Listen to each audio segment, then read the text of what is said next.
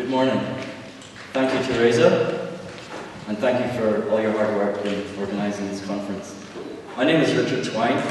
I work at Lancaster University in England, and I've officially been co-organiser of this conference, but remotely.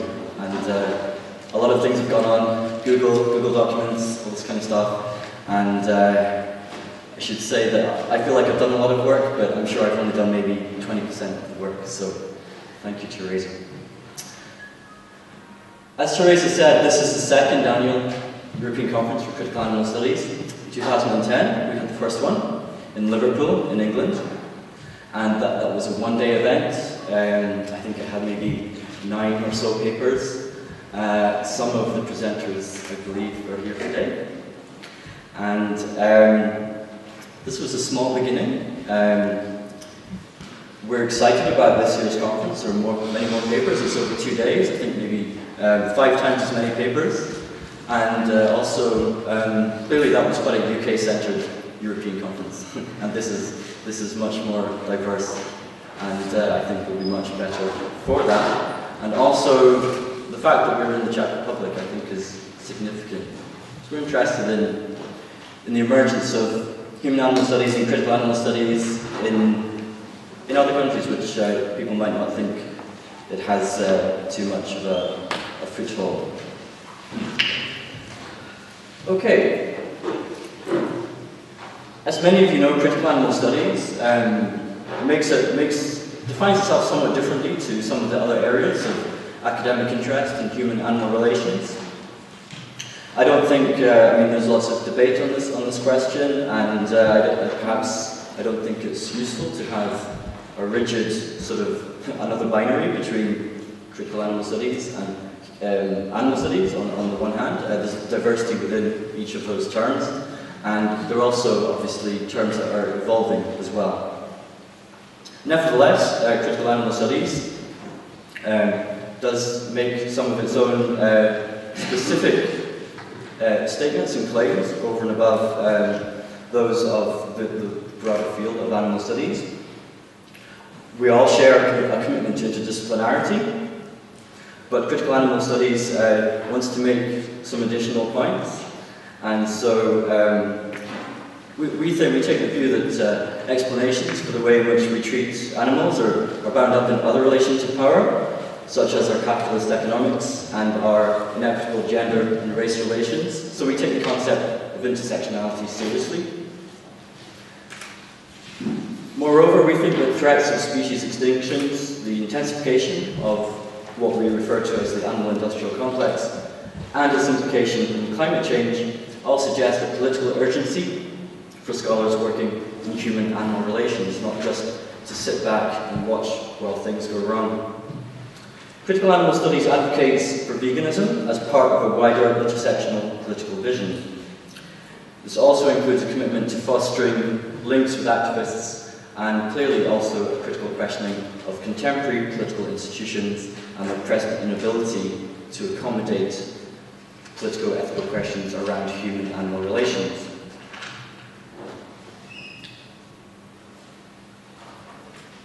Critical animal studies specifically emerged around about 10 years ago with the work of Steve Best and others, who kind of produced a sort of manifesto for critical animal studies. And since then, the subfield has sort of evolved, and we have our own journal for Critical Animal Studies. The present editor is here, Richard White.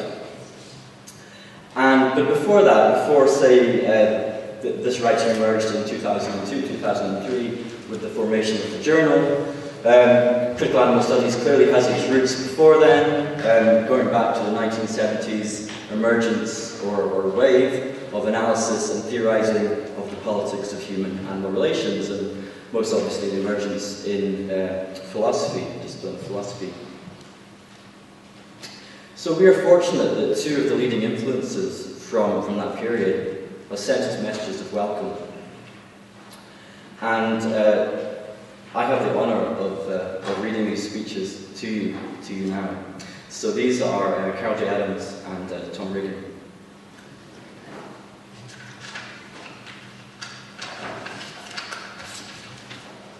So apologies, you will have to put up with my voice and pretend that I am these people for a short period of time. I wish. Okay.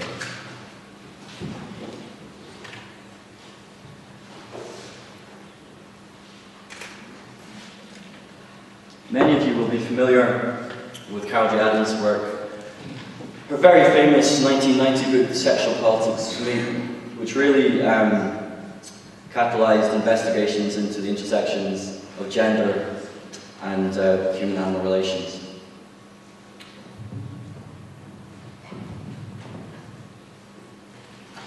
And here is her message. Both messages are quite long. Not too long.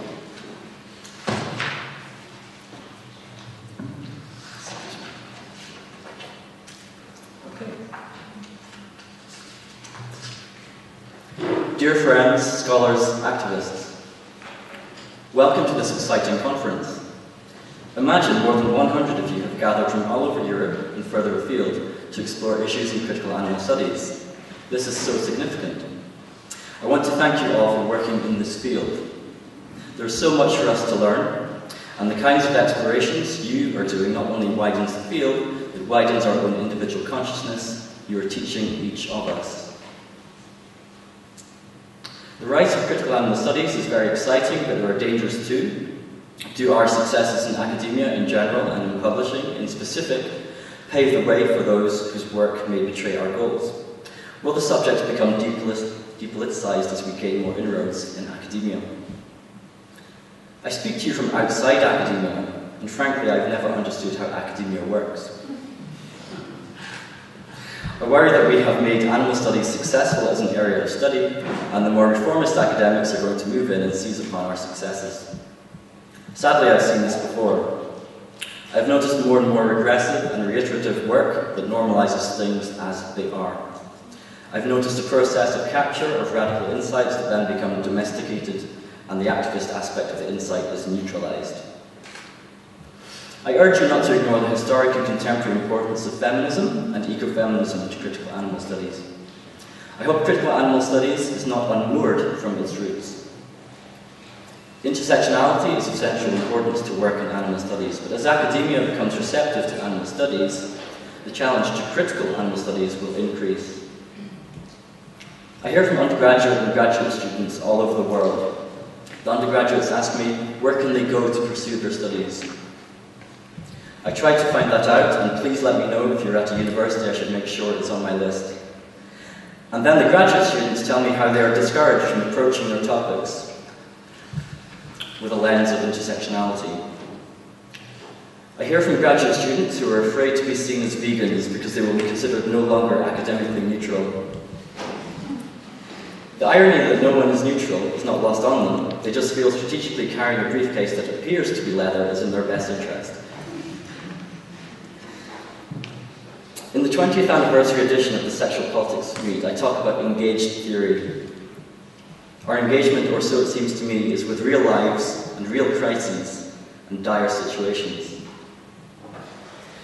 Yes, I appreciate the needed complications to any discussion that a study of continental theory brings to our discussions, but my question is, does the absent reference stay absent in academia or not?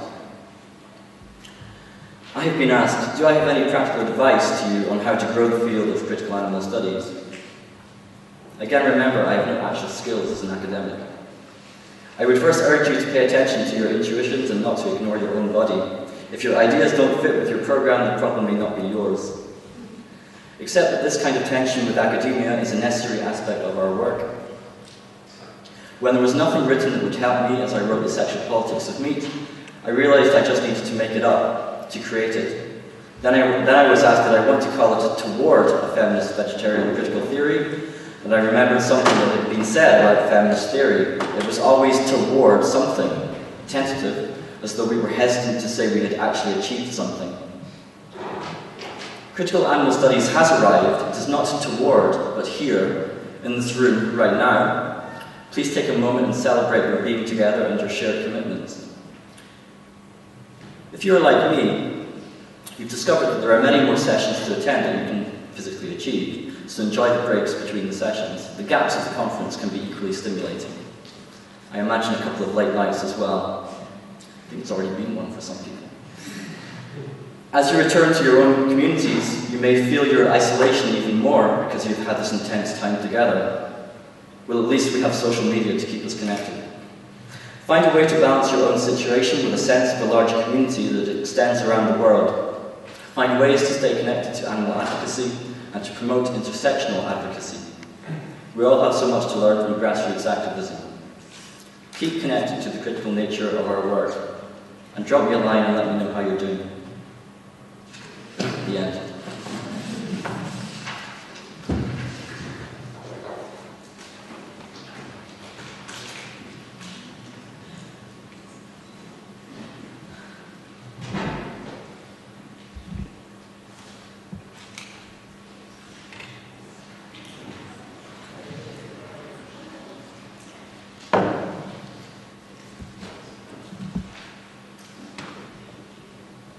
Very happy to be able to read our second welcome message from Tom Regan. It's one of those cases and moments where you really don't feel that you need to introduce somebody. Clearly, Tom Regan is perhaps the founding philosophical writer of animal rights philosophy.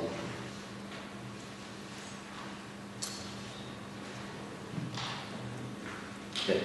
Some things we know. It is a pipe dream to think that human or animal liberation will come to pass when the world turns vegan. Yes, of course, a vegan world is among our aspirations, but more than this is called for, just as more than buying cruelty-free cosmetics and toiletries is required. How do we describe, how do we even imagine the deep changes that must occur? Some years ago, I answered this question by alluding to a new generation, what I call the generation. With Richard's approval, he reads part of what I wrote at that time.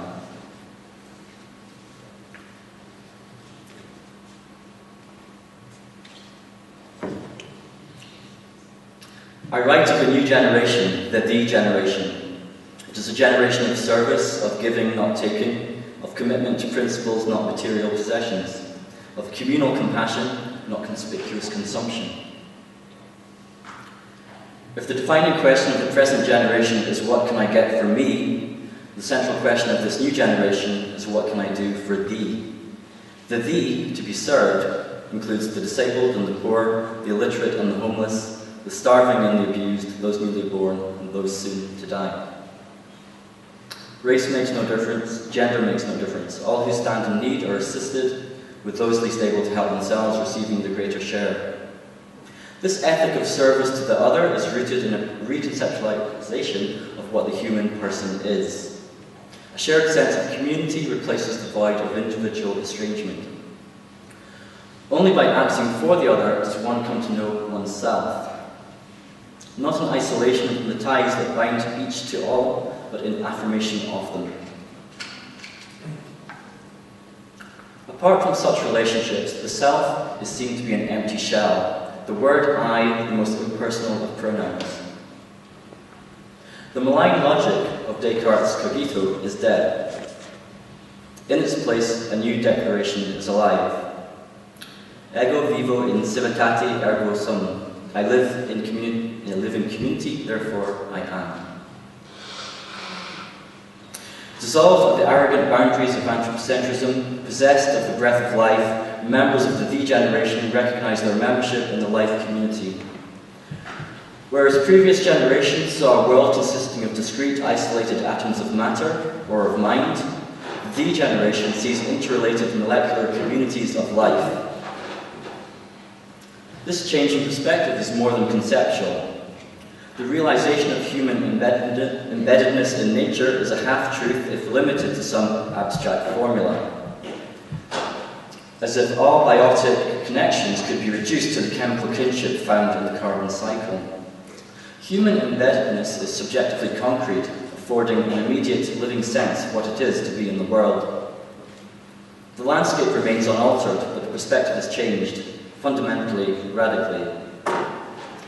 Along with an increased awareness of living in community with all life, members of the V generation assume increased responsibility for life.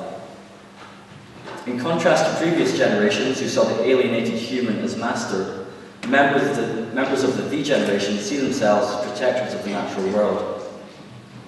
The question, what can I do for thee, is asked not only of vulnerable, disempowered humans, but also of other animals. The depraved instrumentality by which previous generations have fixed the value of these animals is replaced by recognition of their inherent worth. That worth is neither respected nor served by allowing commerce in their flesh as food, for example, or by utilizing them as models of human disease. An ethic of domination, one that elevates the human to the status of master species, both accepts and encourages these as well as many other forms of socially sanctioned barbarity. But not as an ethic of service. Such an ethic shakes the very foundations of Western civilization as we know it. In place of the pathological tradition of animal enslavement, the generation offers a philosophy of liberation, one that calls for freeing these animals from the yoke of human tyranny. This same philosophy extends to the sustainers of life, the land, the waters, the air. These two are protected, these two liberated from the ravages of individual and collective greed. The human walks gently upon the earth, and what was once plundered is now restored, as we discover who we are and what we can and ought to be. A revolution is underway, a revolution of the human spirit. All around us, the weight of dead theories and decaying institutions is being cast off. I've written of the generation as new, yet in some ways it is ancient. Like St. Augustine's city of God that has no particular location, the generation has no specific temporal place. Some members have lived and died. Others live now. Many more are yet to be born. All are united across time by the bonds of shared ideals, communal aspirations, and an unshakable conviction. The day will come when their numbers and influence will be sufficient to cause cultural change, to save not only the whales and the planet, but ourselves. One thing is certain, whatever hope there is for the flourishing of life within and beyond the extended human family requires the demise of those ideas that have brought us here. The ethos of avenging angels is past.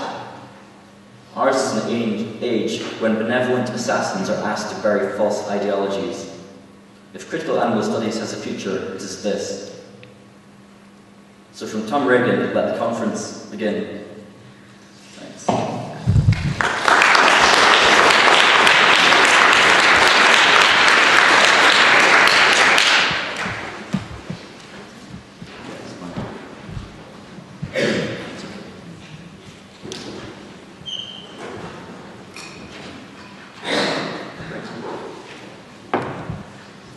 This conference is also a pre-conference event for the Minding Animals 2 conference to take place in Utrecht, in the Netherlands, next July. And as part of that, the chief executive of the Minding Animals organization, Rob Benison, he would have liked to have been here. He could not make it, however, he has asked me to also give you a short presentation about that conference, and about also to tell you a little bit about the Minding Animals organisation. Many of you will have heard of Minding Animals before. The first Minding Animals conference took place in 2009 in Newcastle, New South Wales, Australia, and I know that some of you were there. And the goal and aspiration, and indeed soon to be reality, is that Minding Animals will hold a conference every 3 years. And so Utrecht next year, 2012, and 2015, the venue is not decided yet, but it's likely to be in the United States, possibly California.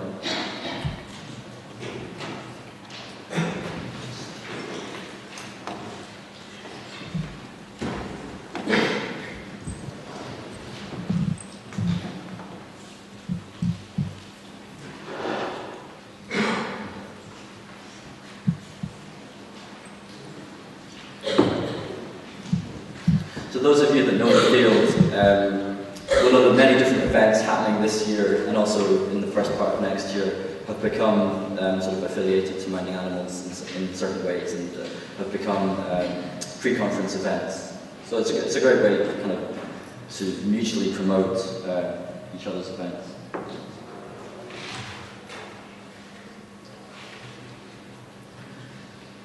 Okay, so minding animals is it's a little bit different to critical animal studies. I think we would see minding animals as an organisation which wants to bring together different strands of the study of human-animal relations, firstly, but then also build bridges between science, the humanities, and ethics. Okay, so I think a conference like this is very affirming to spend time with many people who share many of your beliefs, but I don't think we can live like that. I think we have to be in conversation with people who hold quite different beliefs.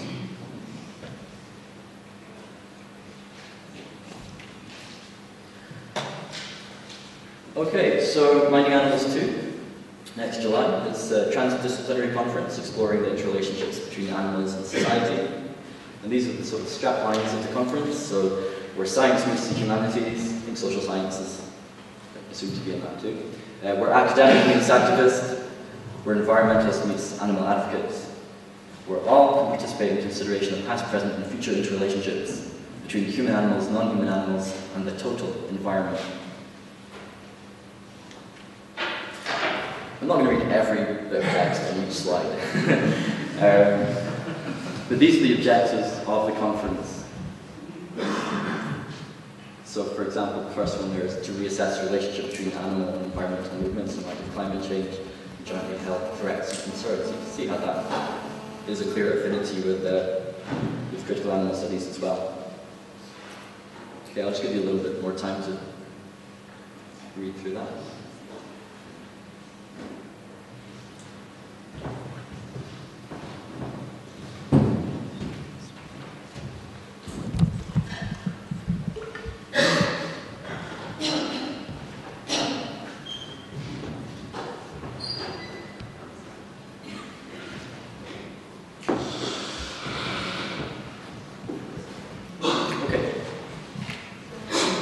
Again, this is very much promoting an interdisciplinary gathering, and like I said, it wants to bring together animal studies. There's different ways of naming the field, and so some people like to call it animal studies. We want to define ourselves as critical animal studies. The Animals and Society Institute in the US likes the term human animal studies, HAS. And then the Minding Animals 2 conference is hoping to bring together all these different perspectives and disciplines. And I assume that is not even a comprehensive list. Okay, so the conference structure, actually, the conference itself will probably be 3 days long, but before that there's a pre-conference event in Leusden, which I believe is on animal ethics specifically. And also the usual sort of conference structure of opening and closing plenary sessions, keynote speakers, dinner speaker, concurrent sessions, and poster sessions. This is a big conference. If the one in Australia in 2009 is anything to go by, I don't recall the number of people who were there, but I'm sure it was at least 500. I think because of the financial crisis, it's a bit more difficult for people to travel, and so perhaps Minding Animals 2 won't be quite as big, but it will be a big conference. These are keynote speakers who are confirmed so far. Many of those will be familiar names to you, I think. I can add one name to that list, a man who goes by the name of Peter Singer.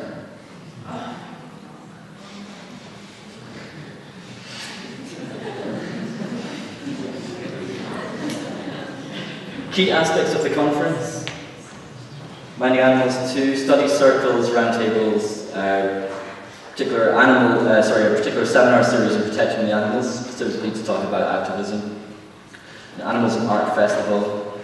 Just to remind you, we have some art at this conference too, on the 3rd floor.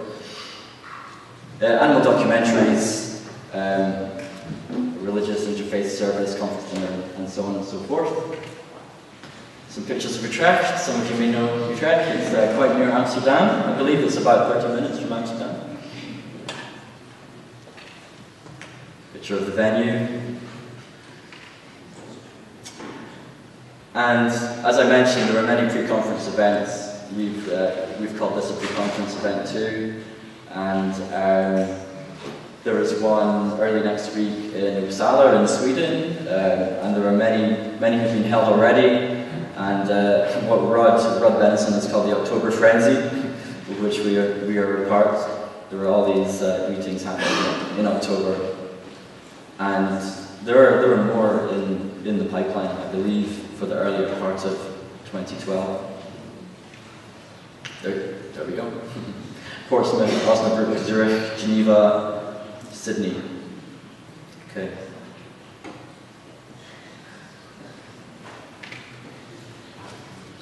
Okay, if you want to go to this conference, I suggest it would be a good gathering to go to. It says here abstracts closed December 15th. I was at a meeting of Minding Animals a week ago and got on pretty good authority that that's going to be pushed to January 15th. Please keep looking at the Minding Animals website. The address will come up soon. Very soon.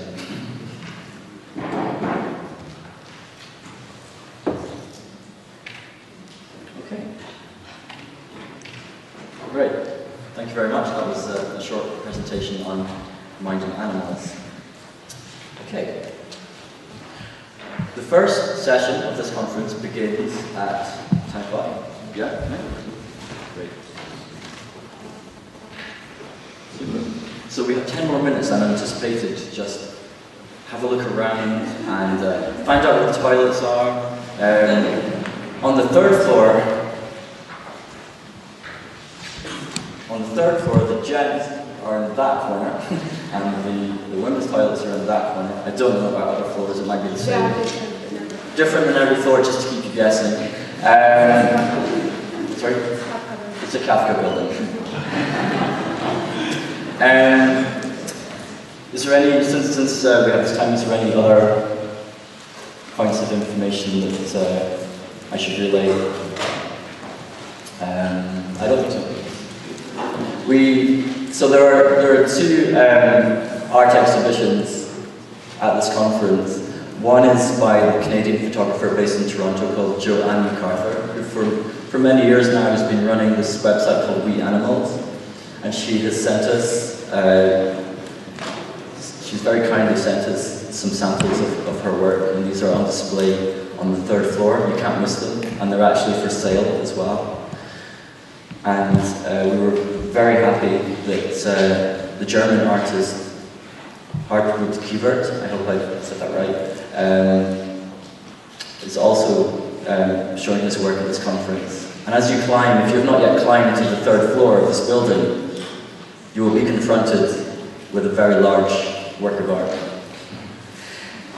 And I think he also has some samples of his work. I think smaller samples than that one for sale. Okay. And any questions, please ask some of our volunteers that we have at the information desk. Okay, thank you. I hope you enjoy the next 2 days.